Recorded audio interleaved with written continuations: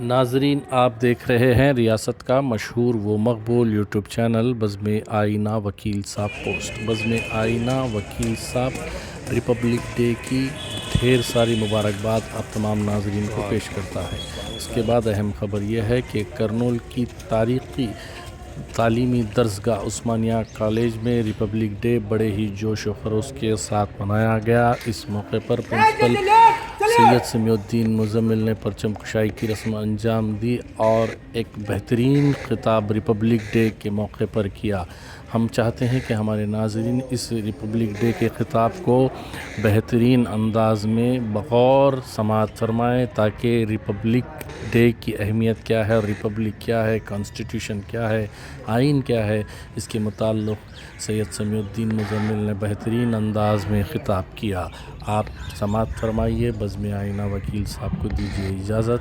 अगर आप हमारे चैनल को अब तक सब्सक्राइब नहीं किए हैं तो ज़रूर सब्सक्राइब करें, लाइक करें, शेयर करें और कमेंट करें। बेल बटन दबाना ना भूलें ताकि तमाम वीडियोस आप तक बआसानी दस्तयाब हो सके आ सके। आप देखिए ख़ुसूसी रिपोर्ट। उस्मानिया कॉलेज में का यह मंज़र है जो बेहतरीन अंदाज में Republic day 74th Republic day जो है सेलिब्रेट किया गया। सैयद समीउद्दीन मुज़म्मिल ने रिपब्लिक के मौके पर बेहतरीन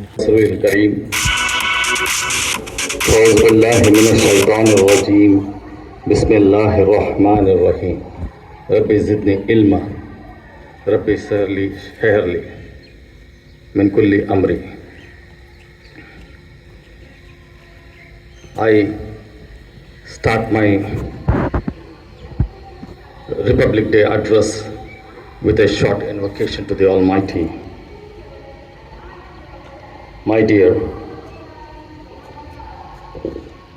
Principal of the Junior College, Dr. S.A.M. Ghazni Sahab, the Controller of Examination, Mr. Arif Khan Sahab, senior members of the faculty, heads of the departments, my colleagues from various departments, the physical directors, the NCC officer, the placement officer, the NCC cadets, my dear students, I wish you all a very happy 73rd Republic Day. We all know and are very well aware of the fact that India gained independence on the 15th of August 1947, breaking the shackles of slavery, which we had to suffer under the hands of the British. India became independent at the stroke of midnight, 15th of August 1947. We were able to breathe the air of freedom. But we did not have any book to guide us. No rules were framed, no laws were there. Every country has its own book of rights, laws which the citizens must abide, and this is known as the Constitution. The founding fathers decided to have a constitution of our own. India was a new entrant in the polity of nations, and our leaders, the tall leaders of that day, thought it fit to have a sound constitution for our country. A committee was drafted, and under the chairmanship of Dr. B.R. Ambedkar, the constitution was prepared. It took 2 years, 5 months, and 11 days for the constitution to be framed. And exactly to this day, on the 26th of January 1950, the Constitution was adopted by our Indian nation. After all, we celebrate Republic Day. Students have a holiday. It's a festival. But we really know the meaning of the Republic. We have to ponder, we have to think, we have to understand. This is more significant than anything else. What is the meaning of this Republic Day celebration? What is the significance? As I told you, the adoption of the Constitution. And what is this Constitution? Constitution is a sacred book, like any sacred book to any religion, like the Quran to Islam, like the Gita, the Bhagavad Gita for the Hindu religion, and the Bible for the Christian religion. For any nation for that matter, the Constitution is of paramount importance. It is a sacred book. All the laws, all the rights, all the rules, all the reservations are enshrined in this Constitution. This is a holy book, sacred. You may be a Hindu, a Muslim, or a Christian, or a Sikh, or a Buddhist, or a Jain, whichever religion you profess, the Constitution comes first. Nay, you cannot say I'm a Muslim and I don't follow the Constitution. You cannot say I'm a Hindu, I don't follow the Constitution. I'm a Christian, Constitution is not for me. No, it's not like that. Constitution is every man's religious book, holy book, every Indian's book. And it is a duty, obligation of every Indian to bow his head to the Constitution and follow the rules enshrined in this Constitution. Here we have to understand two things. The state and the government. The state is the nation. The state is the people. And the government is elected by the people to administer the people. And to administer the people, there are some rules, there are some guidelines, there are some rights. And this is exactly what the Constitution does. It prescribes, it pronounces the rights and privileges of every citizen of the Indian nation. Whether he is living in a forest, in the mountain, in the deserts, in the plains, wherever he is bound by the Constitution. This is the importance of the Constitution. And the Constitution gives power to the state, to the government to rule. And this power helps in maintaining that equilibrium in society. It is a social contract, Constitution. It is an agreement between the state and the people. And as I said, it gives power to the government to rule and administer. And it is said, power corrupts, and absolute power corrupts absolutely. So only there are checks and balances which are needed to even control the government. The government also cannot run amok, breaking the rules. No. It has to follow the rule of the land, and the rule of the land is the Constitution, the Dastur, the Ain, the Rajyangam as it is called in Telugu. 1,000 salutes to that great man, the father of the Constitution as we call him, Dr. Bhimrao Ambedkar, who in his infinite wisdom, who with a pragmatic view, thinking ahead for the generations yet unborn, designed and framed this Constitution which is serving the needs of the Indian society. 1,000 salutes to him. Oh, in the words of Shakespeare, what a piece of work is man, so noble in his reason, so infinite in faculty, in form and moving, how express and admirable, in action, how like an angel, in apprehension, how like a god, the paragon of animals. Yes, this was the man.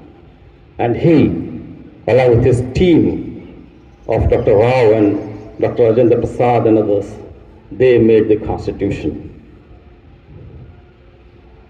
And you know about all those things.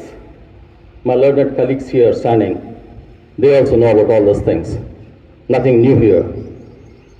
But can we go just beyond this? Already, what has been already told, what has been already listened to, and embark on a new journey and try to connect the Constitution, the rights enshrined in the Constitution, and what Islam says about human rights, about rights of the humans. Right to life, right to dignity of life, right to protect the chastity of women, right to equality, right to freedom, right to express yourself, right to revolt,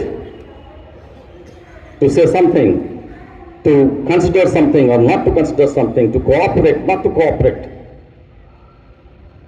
All these things find a parallel in the Constitution and in the Quran and the Hadith. The right to life. The Quran has boldly declared that if you kill one human being, it is as if you have killed the entire humanity. It is as if you have killed the entire mankind. Life is so precious. Life is very sanctimonious. Life is sacred. You cannot willfully take the life of another man. You cannot kill him. You cannot murder him and go away scot-free. It's not like that. You will be punished until it is for other reasons. Until the court decides that a person is guilty of a crime and he should be punished by the sentence of death, you cannot take law in your own hands. This is the Constitution says, and this is what the Quran says. Killing a man, a single man, is like killing the entire humanity, the entire mankind. A parallel. Other scriptures also pronounce these things very explicitly. And when we talk about right to life, the next thing is right to live life with dignity. The Constitution gives you the right to live life with dignity. We can live with your chest puffed up, with your head held high. This is what the Constitution gives to every individual, every citizen of this free India. Whether he belongs to any caste, any creed, any religion, any region, irrespective of color, discrimination, language which he speaks, he has a right to lead a life with dignity, and the government should give him the opportunity to lead a life with dignity. And this is what the Quran also explicitly says. It says, respect your brother, not human being, respect your brother. Because you are all created from one Adam and one Eve. You are all brothers. What can be more profound than this? And then the right to save a life. Do you understand the implication of what I have said? If you see a person suffering with a disease or with some kind of incident, accident, it is your duty to help him, to take care of him, to take him to the nearest hospital, to provide him first aid. Again, here the Quran says, if you save one man's life, it is as if you have saved the life of the entire humanity, the entire mankind. This is another parallel which I found, which I need to explain, which I need to make you aware of. Service. Manava Seva, Madhava Seva, tell the Hindu scriptures, the Vedas. If you are able to serve One human being, if you are able to mitigate the sufferings of one human being, it is as if you have mitigated the sufferings of the entire humanity. The right to protect the chastity of women should be held in the highest esteem. Beti Padhao, Beti Bachao should not be an empty slogan. We should not just pay lip service. But I'm sorry to say, in the same breath, that recent days, the chairperson of the National Commission for Women, very early in the morning, she was dragged out of the car by hooligans in the capital of India, in Delhi. Is this what our founding fathers dreamed of? Is it that the India that they dreamed about? No, I'm sorry. A mother, a sister, a wife, a daughter, they have to be respected. The Constitution says this, and the Quran also says this. Women should be honored. They are not trophies won in battles. The right to freedom. What is freedom? Are we not enjoying freedom? Yes, indeed we are. But freedom comes with limitations. Freedom comes with responsibility. Nirad Singh Chaudhary, he said, your freedom ends where my nose begins. You understand the meaning of this? He saw a man swinging his umbrella on the road. Can you stop him from doing that? No. He has every right to move this umbrella in whichever direction he wants. But he should be careful that the umbrella does not strike the face of the other person who is coming along with him. So he said, your freedom ends where my nose begins. And this is the freedom that is enshrined in the Constitution of our country. Freedom for all. No high caste, no low caste, no high class, no low class, no rich, no poor, no have not. Freedom for all. The SCs, STs, tribals, people who live anywhere in the nook and corner of India, they have a freedom. They have a right to enjoy their freedom. And this is what the Prophet ﷺ said in his last sermon. When he delivered his last sermon on the Mount, he said, today I declare that a non-Arab is not superior over the Arab, and the Arab is not superior over the non-Arab. A white is not superior over the black, and the black is not superior over the white. Because you are all created from Adam and Eve. This is freedom. So gentlemen, I can go on and find parallels between the Constitution and all the religious scriptures. The Bible, what does it say? Love thy neighbor as you love thyself. Love thy neighbor as you love thyself. Charity begins at home. And the Hindu scriptures talk about the global world. It is called the Vaishnava. What is it, Mandi? What is it called? The Vaishnava Kutumbakam? Vasudeva Kutumbakam. Vasudeva Kutumbakam. Not Vaishnava, I'm sorry. Correct myself. So, I think this is my takeaway, I'm sorry, that if one is true in his religion, practices his religion properly, then it is as if he has practiced his constitution, as if he is following his constitution, as if he has discharged his obligations. If you are a true Hindu, you are a true Indian. If you are a true Muslim, you are a true Indian. If you are a true Christian, you are a true Indian. If you are a true Buddhist, Jain, Sikh, you are a true Indian. So it's so simple. You will be rewarded in this world and the hereafter if you follow the Constitution and your religion. So, my dear students, I do not want to wax eloquent about all these things. You know pretty well that we are living in very critical times wherein narrow-minded, parochial, regional, religious feelings are trying to divide us, discriminate us, wherein to raise your voice is a sin, to express your feelings is a sin, whereas you have got the right of expression.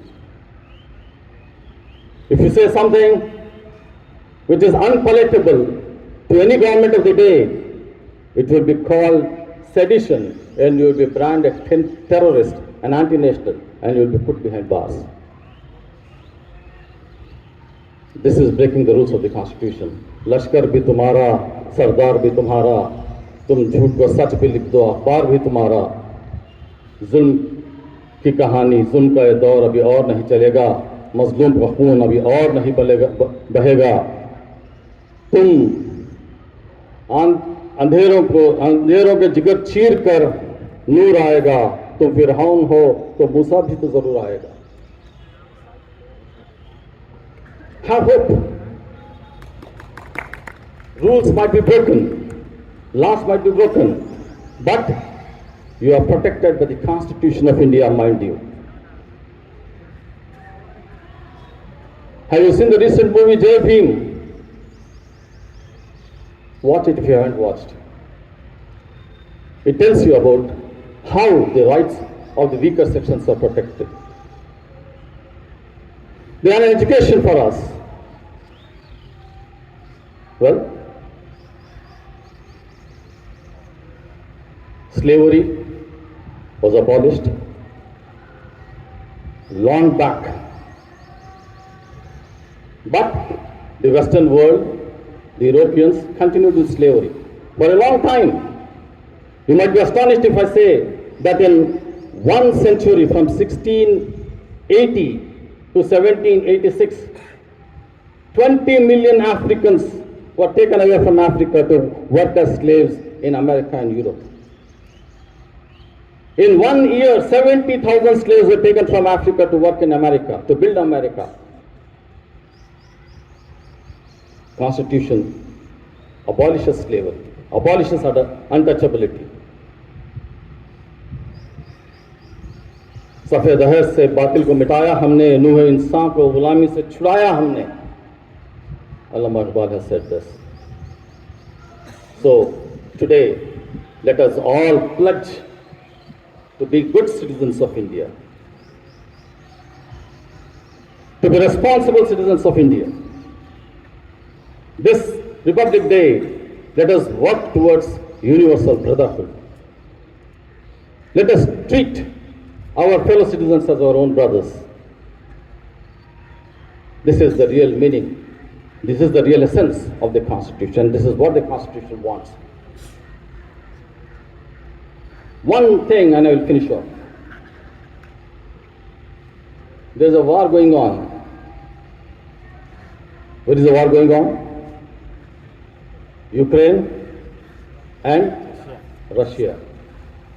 China is itching for a war. Pakistan has promised to wage a 1,000-year war with India. We have all along the borders nations who are ready to transgress, who are ready to become aggressors within a minute. But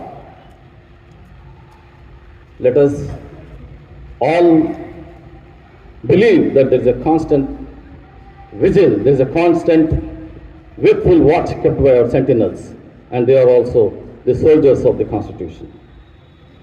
I think I have taken enough of your time. Just one little thing. There was a note found in a Nazi concentration camp in which was written a message to the teachers. A message to the teachers. I have seen horrible things which no eyes have witnessed before. I have seen gas chambers built by learned engineers, children poisoned by educated doctors, infants killed by trained nurses. This is not education. I became suspicious of education. Education should be there to help the students to become human. Humanity should be taught to students in the classes. And if education doesn't serve this, it is not education at all. Reading, writing, and arithmetic don't serve any purpose if they don't create good human beings. So, my dear friends, my dear teachers, in our classrooms, let us create good human beings. With this message, I once again wish you all a very happy Republic Day and hope, believe, trust that you will abide by the Constitution, protect the sovereignty of this nation, protect our nation, and keep our flag flying high. Salute you all. Thank you. Thank you for giving me this opportunity. Cooperation.